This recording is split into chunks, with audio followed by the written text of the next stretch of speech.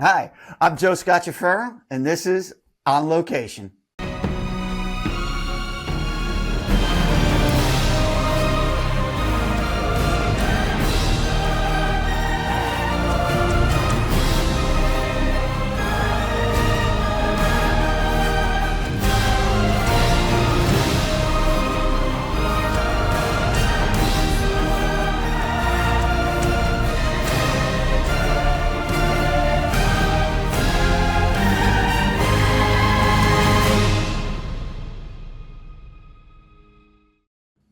All right, today's guest, kind of a tweener, uh, young enough to be new, but old enough to have spent some time in the industry. And interestingly enough, the time he's spent, he's learned the basic golden rule that we all learned. The more you can do, the more you'll work. So without any delay, I guess, I don't know, that was pretty awkward. Donald Komondy, what's up, buddy? Hey, how's it going? Thank you for having me on the show today. No problem. And as we said before we went on the air, thank you very much for your composition and your lighting. It's rare that people get it. And you said, well, of course. I said, no, I got pros that have come on here that have been in it for 30 years and don't know how to set up a shot. So let me jump right in. You're in an interesting niche, or your passion is in the interesting niche. And then we'll talk about how you have been able to support your habit. Mhm. Food photography, is that the appropriate term? Yeah, I would say that's definitely the appropriate term. That's a crazy niche that I know nothing about, but having worked on commercials and we have food people there with us, I'm amazed at the amount of detail that goes into that. Take us through typically first, why you chose that, because it's such a cool thing. And secondly, walk us through a shoot. Yeah, so the reason I chose it is because it's still very artistic and you don't always have to deal with, when you take a portrait or a headshot of someone, like you may tweak a couple of things here and there, but I know when I have my picture taken, I hate it. Like I hate how I look. I don't enjoy the whole process. Food, they don't care. I mean, you don't know if they care if they do. Um, yes, you have a food stylist there and we tweak a lot, but I feel like there's a lot of artisticness that can come out of food photography. And I find a lot of fun in playing with food. And yeah, and then you get to eat it afterwards as long as it's still edible. You just answered another question I was waiting for you to pause.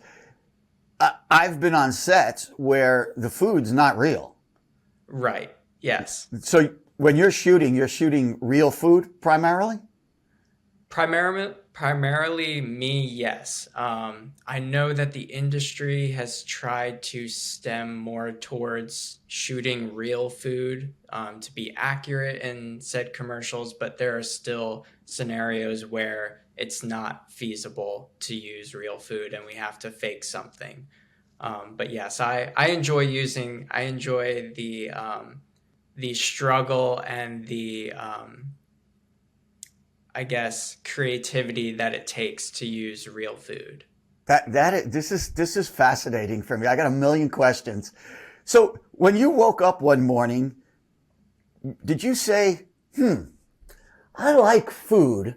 I like to I like to present food in a better light, so I have to learn photography? Or were you a photographer and said, I want to shoot food and present that cool? Which came first? Well, so funny enough, it's a whole story because I grew up in the food industry. My dad was a Dunkin' Donuts franchisee for 35 years, and my mother was a weight loss counselor, two polar opposites. Um, and then when I started doing photography in, late high school, college, my mom, whenever she made a dish at home or whenever we went out to a restaurant, would be like, "Oh, like Donald, take a picture of this." And I would always say, ew, no, mom, that's disgusting. Like, it looks gross. I'm not going to take this picture. And then during the pandemic, or right before the pandemic, a good friend of mine, she started a bakery. And she came to me because she knew I was a photographer, and at that time doing primarily product.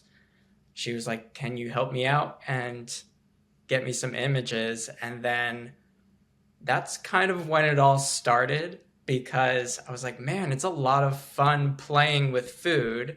And if I think it looks disgusting and I don't want to photograph it, then I know it's not going to be a good photograph. So I that's, can't tell you how many times growing up I got yelled at for playing with my food. yeah, now I tell my mom every day, like, yeah, I get to play with food for It's a so living. this is fascinating. And like how let's go to the next step professionally. Yeah, Where do you go? And I'm not laughing at the gig. I'm laughing at the fact that I know nothing about this. yeah, There's as you've come to know me in the last year or so. There's very few things I haven't delved into or haven't been around. This is one of them. So I'm going to ask you a million pedestrian questions. So, how do you find a food gig? Like, how do you chase that? you so you start out in the industry, like back when I started, you start out in doing like small mom and pop restaurants who need either social media advertising or new website content. And then you kind of work your way up to the marketing agencies and creative agencies that don't have photographers in house that do food. And then ultimately, you then start working with bigger food corporations, brands, restaurant groups, even tourism groups. To photograph said food. And then you can either go like the commercial route or more editorial and do magazine work and things like that. You just as you were talking, I was like, oh yeah, that's right. I mean, every menu I go into a restaurant that's online, there's pictures of their food, Right. and you're so spot on because if it looks like garbage, it's even if the food was great, the image tells you it's not good. Yes. That Yeah. that's I didn't even think of that. The amount of times that I can't eat at a restaurant, like if I'm scrolling online, if I'm on a gig and we're looking to order some food, if it looks like garbage, we're like, oh man, we can't eat there. That's awesome. And you're right. Social media is like even like tripled the need for those restaurants. Exactly. Yep. So again, I got a million questions. So when Yeah. I'm not even getting into the ones, I have a list here of like what I'm really supposed to be talking about, and I've already abandoned it. So when you're going to shoot a restaurant's food, obviously Yes. it's real. And I'm assuming the chef has a way he or she wants it presented, but that Correct. doesn't necessarily always translate to image. Yes, very much so. Which, depending on the size of the gig, is nice because if it's a bigger budget gig, we have a food stylist there, and they kind of have the upper hand as to tell the chef, like, yeah, no, that's not going to work how that looks. We need it to look this way. In the past, when like I was first starting out, I would have a chef say like, "Oh, this is how it's presented."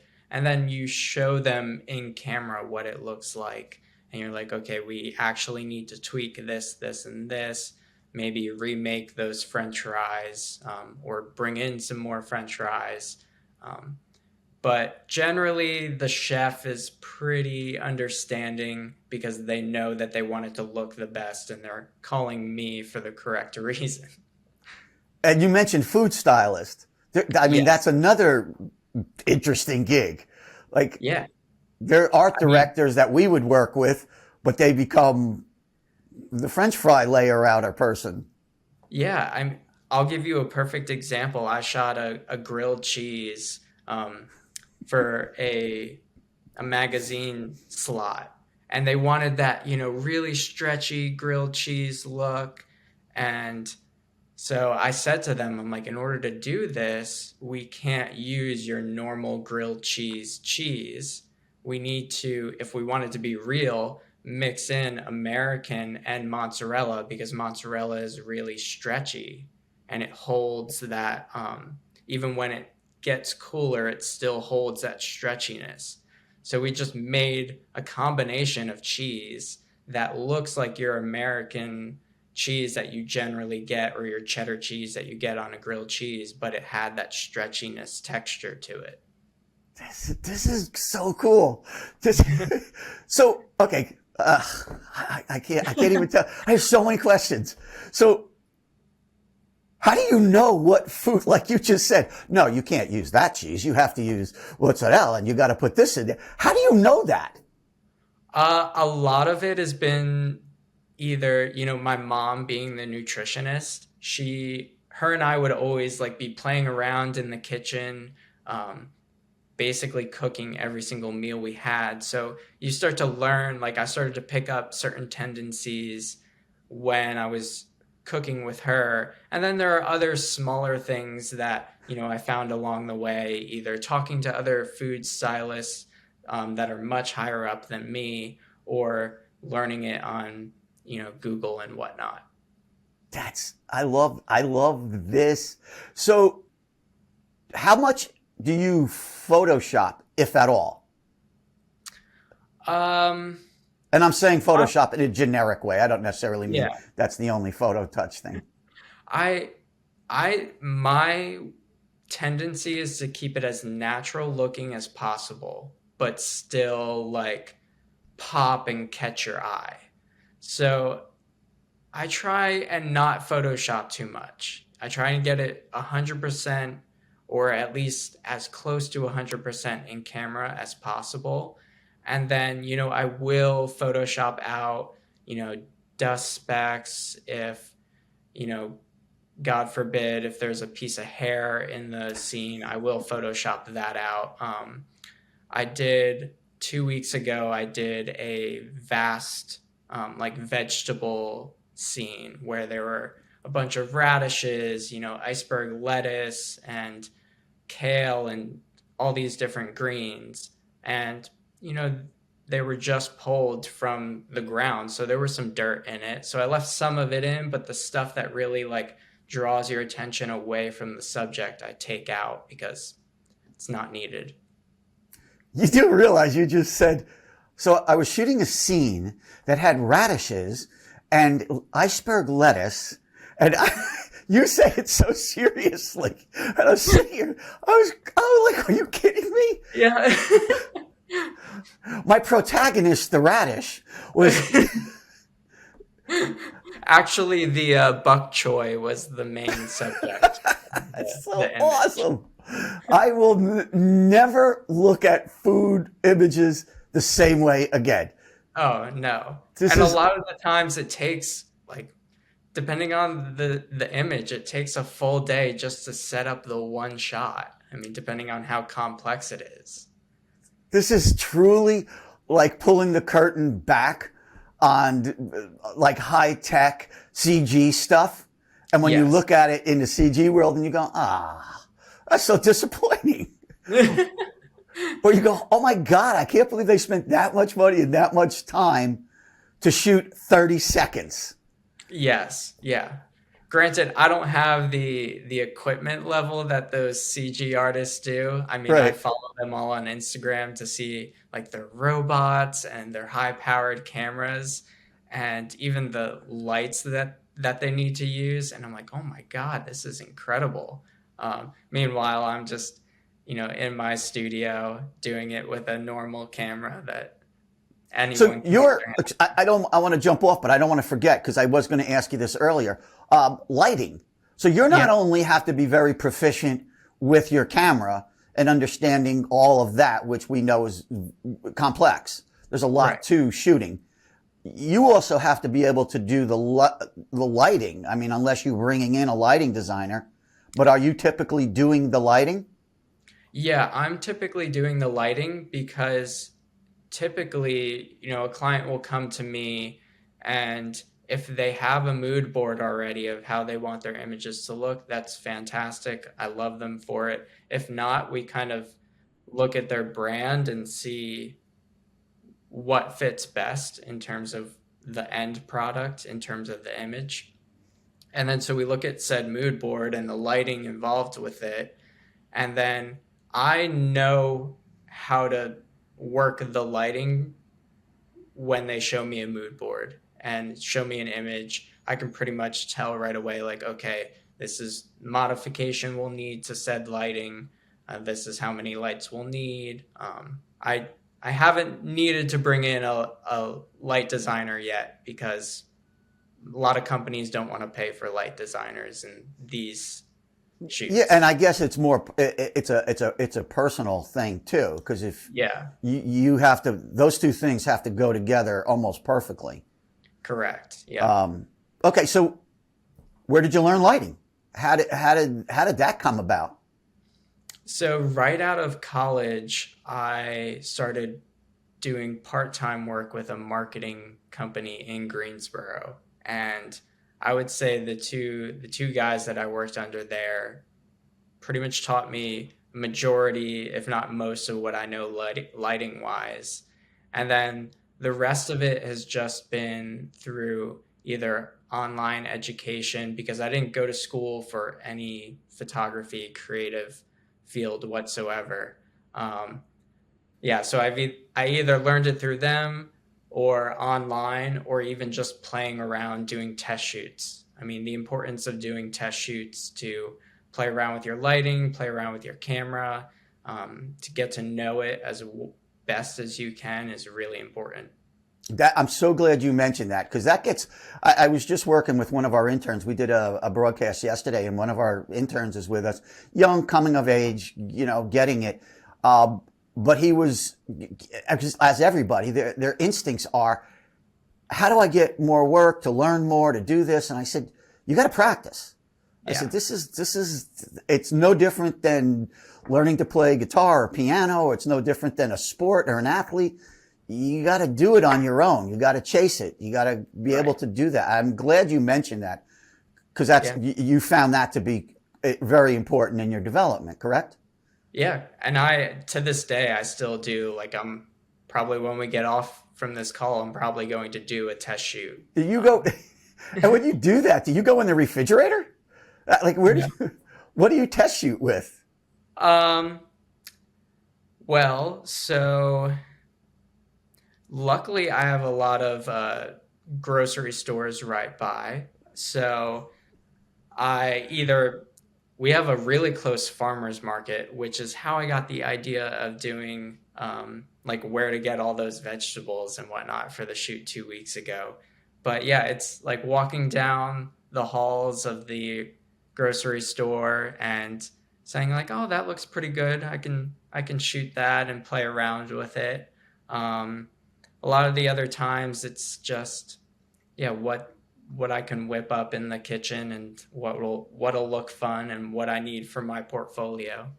Oh, nice. Yeah, I guess that's also another big critical point, right? Yeah. Yep. Gotta keep the portfolio relevant and continue to I mean, because I'll look back on my portfolio and I'm sure most people look at it and say like, "Oh my God, this is great." But there are some shots on there where I'm like, I need to redo that one or work on that technique a little bit to perfect it even more." Yeah, honestly, that all of us in just about every vector I've ever worked in the creatives, all of us, when we look back, go, nah, because you get better, or your eye changes, your instinct change, and then you're like, wow, why did I even put that in there? Right, But right. yet other people still look at it as relatively brand new and good, and they don't see that. Um, Yeah. so you mentioned you didn't go to school for photography. Did you go to school for any of the arts, or was it completely something else? No, so I got my degree in economics. Oh, very nice. Yep. Funny enough, I took a job right out of college, like at a desk, and then also was doing the part-time work with the marketing firm in Greensboro, and then realized that I couldn't work at a desk for the rest of my life. It was, like I said earlier, that I grew up in the restaurant industry. I've always been using my hands, moving around, doing different things, and sitting at a desk doing the same thing every day was not my plan. Yeah. So, Um, yeah, whew, do I agree with that? So if you're, if you were in school for economics yes. and your parents, your influences around the house are business, right? That Mhm. would be when did the photography part kick in? When did you realize you were a creator and you were an artist? Probably early on, my sophomore year of college, I realized that what I was going to school for, because I didn't start in economics either, I started in criminology. And yeah, so I started in criminology, went to kinesiology, which is sports medicine, and then ended up with my degree in economics. But nonetheless, I realized that for what I wanted to do at the time, which was golf coaching, I didn't need a degree in a 4 year institution. And at that time, I started working at a rock climbing wall on campus, and we also led trips on the weekend to teach kids how to do backpacking, um, whitewater rafting, and like outdoor rock climbing trips on their own. And so I was bringing all these kids to these amazing locations, and I was like, I need to get a new camera so I can show my friends and family where I'm these fabulous places that I'm taking these kids. And then so that's when I picked up a new camera and I started doing all the marketing photography for the recreation center. Um, and then that's when it kind of clicked and I was like, oh, okay, I can definitely see myself doing this full time for the rest of my life because it doesn't feel like work. It feels like I'm just exploring different things and I have a camera with me and I'm kind of documenting it on the way. That's awesome. And you Yeah. just rattled off like such a diversity of interests, Yes. which you segued for me perfectly because I got to keep an eye on the clock. You segued perfectly. So when you and I met recently and we were talking and you had said that you do other gigs, that Yes. you don't just do that. Talk a little bit about what some of those jobs are and why you're interested in doing those. Yeah. So I do a lot of, I would say, other marketing gigs, whether that be, I've done medical shoots for medical institutions for their advertising. I've also done event coverage, and I do product, not only food but still life products as well, because there's some crossover in the food industry. And then occasionally, if I'm bored in a week, I'll hop on a video set and I'll either grip gaff or be um, an audio guy, or I'll just PA depending on the gig. Because I have experience in all of those different shooting environments and it's fun to me to get to know different people, meet different people, because I know I can always come back to food and shoot that. So you mentioned meeting people and different people. How instrumental in your career development do you think building that network of people? And how do you decide who this person's, I should befriend this person, or I like this person could be of value, even if they're in a completely different uh, vertical of what you're looking to, your end game is? Yeah. So I think it's extremely important to have a network of people in the industry. Um, especially when you're growing, because you can either throw ideas off of them, or you can have them look over some of your past work to help you grow and, tweak things. It's also good to have them as like a support network when you may be going through the January, February of the year where no one wants to do any shoots, and you're like, oh man, like, is everyone doing this? Like, am I the only one? Should I maybe get a job? It's great to have them there to kind of like support you and be like, maybe I have a gig that I can have you help out with. And then in terms of the type of people, for me, it's very like I judge people based off of the conversations we have. Like within the first 10, 15 minutes, I'll know just based off of like their style and their communication and how they react and act in a, I guess, space together, whether they'll be really good for my group of people and my network, or whether they're like, okay, they're kind of like just for themselves and they think that way. Because we all know there are some people in the industry that are like Some? think they're yeah. Yeah. How about most? Um, s- when do you keep in touch? Like, okay, say you run into somebody on a gig and you have a great conversation with the audio person, because I'm going to Yeah. take somebody that's an extreme, and you guys blah blah blah, and then you really professionally have no reason to cross again. Do you go out of your way to just drop a line, say what's up? 100%, yes. All the time, whether it be a phone call or meeting up to get some coffee or going out to dinner. I really think it's important to continue, because it's more so, to me, it's not a network. It's not a how can he help me or how can I help them. It's more of a friendship, and it's more of a connection, because who knows, I may meet someone in 5, 6 months or 2 years that needs an audio person that I may not ever need to use, but at least now I have someone in my Yep. back pocket where I can say, this is your go-to person. Nice, nice. Wow, you learned a lot in a short period of time. That's those are like decades of learning and experiences that you've already got. So you're in great shape. Um, so having done those things and having been where you've been, what's your forward motion? Where are you looking to accomplish in the next? I don't want to get ridiculous, but in the next couple of years, what would you consider yourself moving in the right direction or being successful? Um, I would consider, I mean, I already consider myself being successful because I'm able to fully live off of my photography career.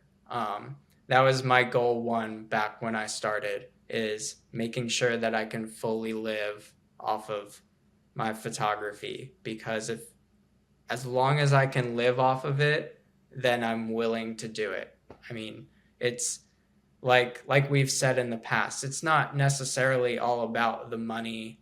It's more about the enjoyment. So like for me, I have certain gigs and like certain food items that I would love to photograph for bigger corporations, because it's just like a fulfillment that you get when you see it, up on a big screen somewhere.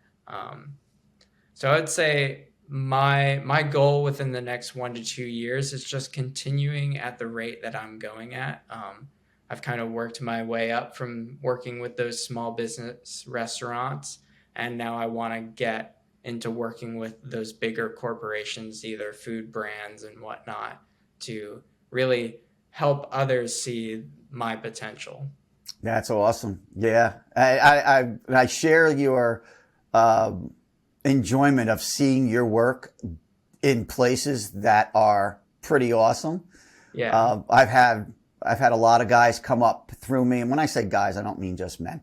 Yeah, I've had a lot of people that have come up and have moved on, and they'll shoot me out a pic and say, "Hey, dude, look at this is in I'm in New York City at one of the biggest sporting goods stores, and that portrait that's 9 foot by 15 is mine. I shot that, and it's just Yeah. like so cool. I have one of my editors.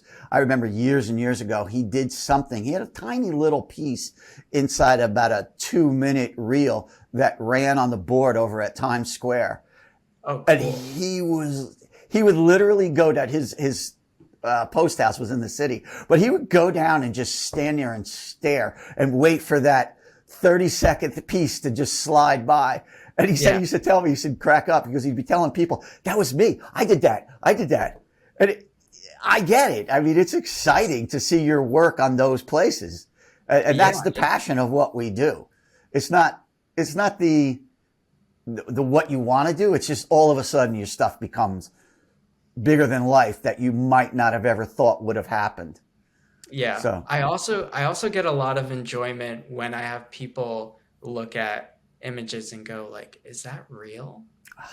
nice. And it's just because like, I mean, one, it kind of, it's like, is it okay that they're saying that? Because like I said earlier, I want to keep things as natural as possible, but it's also like, I grabbed your attention, and Yeah. that's awesome to know that you're able to do that, especially in today's day and age. Oh yeah. Yeah.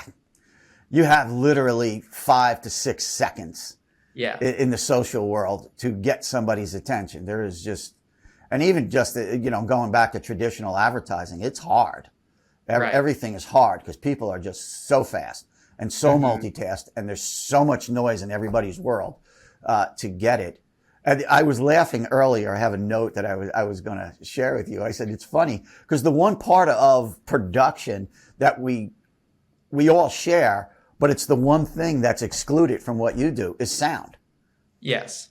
Yes. 100%. So you don't have to add music. You don't have to worry about another element while you're on your shoot, while you're trying to develop it. If you do video, do you have an appreciation for audio, for music, for sound? Oh, yes, definitely. So my better half, she's actually a mastering engineer. So Well, there you because go. of because of her, I know like everything to listen for and what to look out for.